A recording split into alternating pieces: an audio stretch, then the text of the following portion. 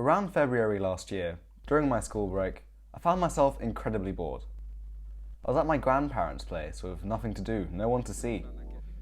As usual, I found myself scrolling through Instagram. That's when I first saw him. Labelled at the Slawn Club, the account was private, which meant I had to request to follow it, and that's how I discovered the world of a con artist. Or at least, that's how he calls himself. Second walk, I'm the heartbreak kid. Large amounts of the bank in the crib. After the show, get a chicken and chips. Trying to test me, I can never beat this. I'm having a good day, don't try me. Olaolu Slawn originally found his forte in his home city of Lagos, in Nigeria. After working at Nigeria's first ever skate shop, Waffles and Cream, he started the apparel brand, Motherland, with two of his friends. He moved to London in 2018 and, in lockdown, became insanely bored. That's when he started painting in order to clear his mind. After lockdown ended, he started giving away paintings at different parties where guests would then take them home and hang them up in the comfort of their own house. Guests then later started asking where all these paintings were from, and that's where he started growing his popularity.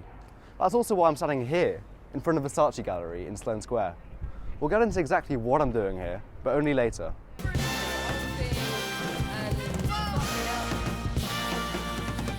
Cutting through the jungle in the all black fitted, hat low, incognito living. Introvert, but she ain't timid. My art will be timeless, I don't do limits. Be very specific when you talk on who the best is. How can I address this? Basically the rest is almost like to me.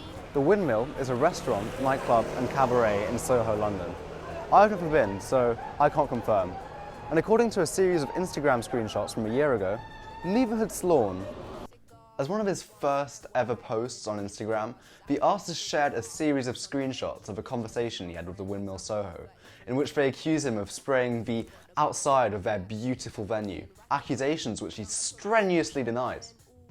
Unfortunately for him, the evidence seems pretty damning. However, all hope was not lost.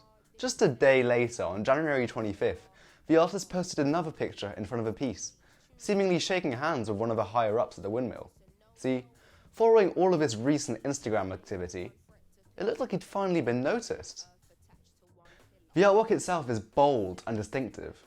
Borrowing clear inspiration from the style of Keith Haring, Slawn has sprayed his signature style all over the wall of the cabaret. Slawn himself admits his artwork isn't particularly technically difficult, or even novel or groundbreaking in any way. I personally don't see worth in it, he told the Evening Standard. I feel like I'm scamming people, he continued. Maybe, but his followers disagree. As we can see in the bottom left-hand corner of the artwork, Slawn was here. But he wasn't the only one.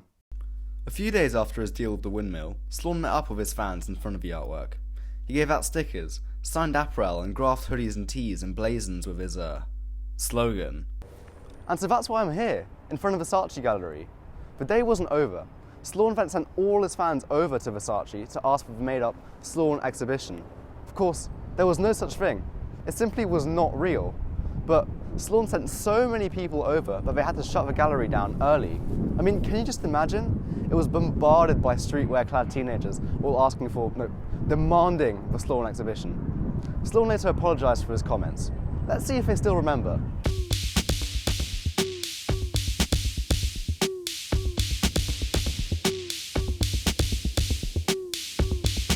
Hey, excuse me, I was just wondering if you could tell me anything about the Slawn exhibition? About the what? The Slawn exhibition.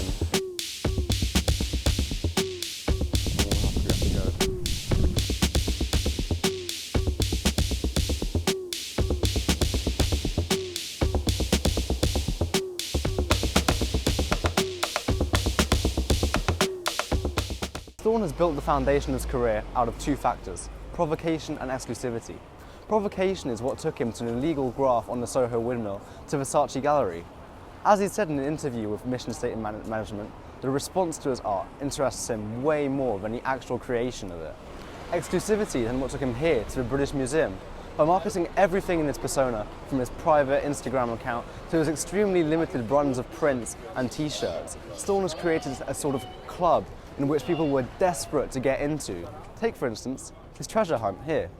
Slawn told people to meet him at the world's largest centre of stolen art, aka the British Museum. He then threw out t-shirts containing GPS-like coordinates with instructions and a riddle. The first person to follow the GPS coordinates and answer the riddle would win a free piece of Slawn art. The hour and a half that ensued was pure chaos.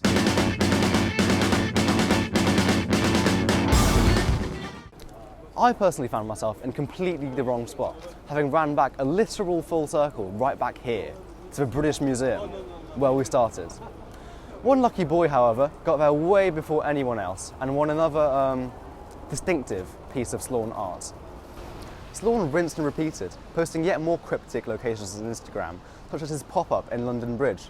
All he posted on Instagram was to meet near the place where everything is eternally good. Theories raced on his Discord server, with trolls convincing unsuspecting fans to show up here to this random church in Soho when really they should have been near London Bridge. It didn't matter to him. Those who actually did show up to the correct location were greeted with t-shirts on which there were instructions giving messages on how to decipher a code. The first person to get the code correct won a free painting. Since his original pop-up here in the heart of Soho, Slawn has shown no sign of stopping, whether that's with collabs, internet drops, or more real-life pop-ups. Since the original production of this artwork, the poster has also been replaced with a more festive edition, as I've just found out today for the very first time. But no matter what you think of Slawn, his ability to create a niche, devoted community has been nothing short of impressive, and his recent achievements, such as his exhibition in the Elsie Gallery, a real one this time, and his design of this year's Brits Award, have really cemented him at the top of the UK art scene. As for myself, it sure has been fun following him.